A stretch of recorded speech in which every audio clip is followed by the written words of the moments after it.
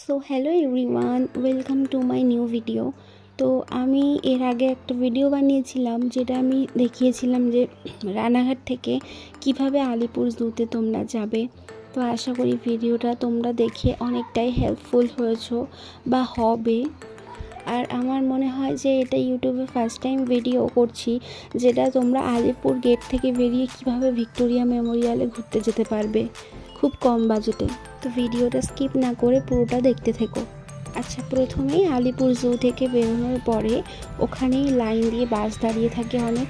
তো এখানে গিয়ে বললেই হবে যে আমি ভিক্টোরিয়া মেমোরিয়ালে যাব। ওখানে কিন্তু বাস ভাড়া মাত্র 10 টাকা, বেশিক্ষণ বাসে লাগবেও না, ওখানকার বাস ফাঁকাই থাকে প্রায়। তারপর তুমি বাসে ওঠার পরে একদম ভিক্টোরিয়া মেমোরিয়াল গেটের কাছে তোমাকে নামিয়ে দেবে।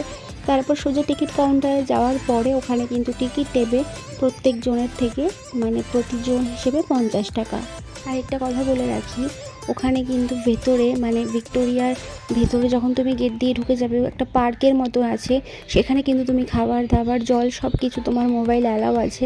কিন্তু ভিক্টোরিয়ার একদম ভিতরে মানে বিল্ডিংটার ভেতরে গেলে কিন্তু তোমার খাবার দাবার জল কোনো অ্যালাউ নেই, বাট মোবাইল অ্যালাউ আছে অবশ্যই। একটা ইম্পর্টেন্ট কথা, তোমরা যদি ভেতরের পার্ক দেখতে চাও তাহলে 30 টাকা, আর যদি ভিক্টোরিয়া মেমোরিয়ালের ভিতরে যেতে চাও তাহলে কিন্তু পার প্রতি 50 টাকা। ওখান থেকে বেরানোর পরে কিন্তু বাস দাঁড়িয়ে থাকবে, ওখানে গিয়ে বললেই হবে আমি শিয়ালদা স্টেশন যাব, তো সেভাবে পৌঁছে দেবে।